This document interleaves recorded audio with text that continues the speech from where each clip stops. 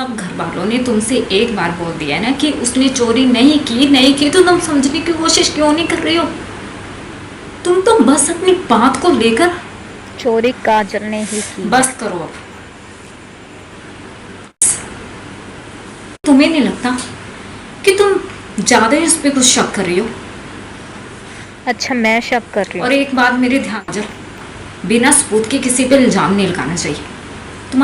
तुम्हारे पास क्या सबूत है कि काजल ने चोरी की है? बोलो। नहीं है ना तुम्हारे पास कोई सबूत?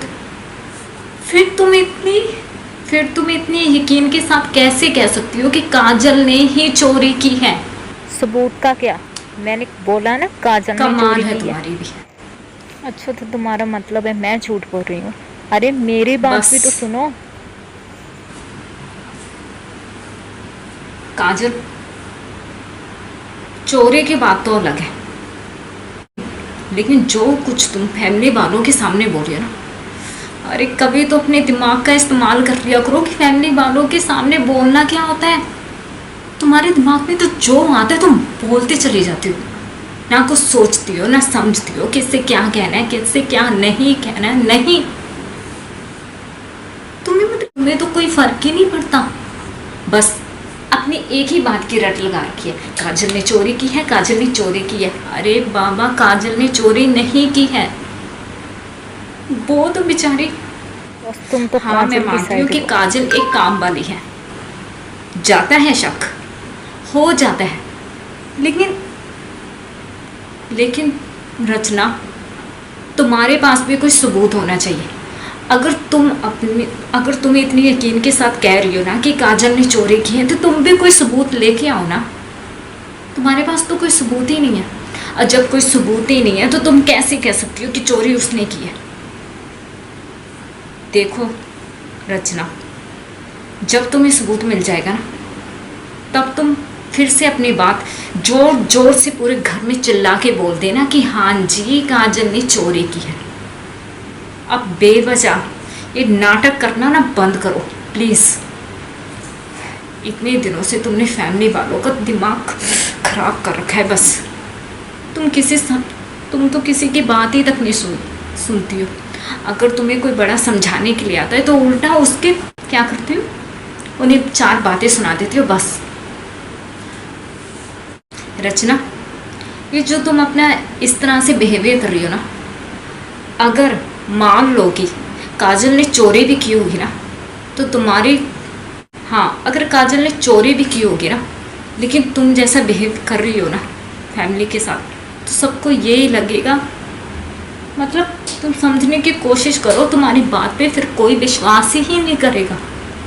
अगर तुम सही ढंग से पेश आने लगेगी, अगर तुम सही ढंग से पेश आओगे फैमिली वालों के सामने, तो तुम मतलब कोई भी अगर अपनी छोटी बात भी कहना चाहोगे तो भी वो झट से मान लेंगे, झट से। तुम इतना यकीन के साथ कैसे कह सकती हो मान लोगे? बस यही तो गलत फहमी है तुम्हारे अंदर।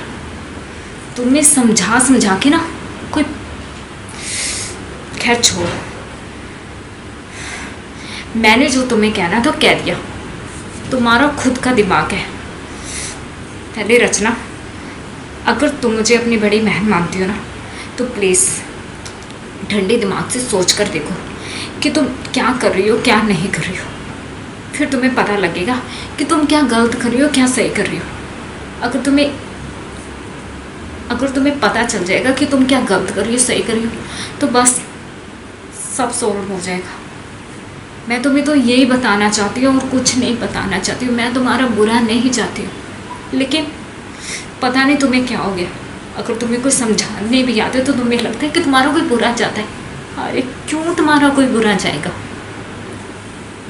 तुम्हारा कोई बुरा नहीं चाहता, बल्कि भला चाहता है। इसलिए अगर तुम कुछ गलत करने जाती हो ना, तो सीधा तुम्हारे पास चला आता है तुम्हें समझाने के लिए। लेकिन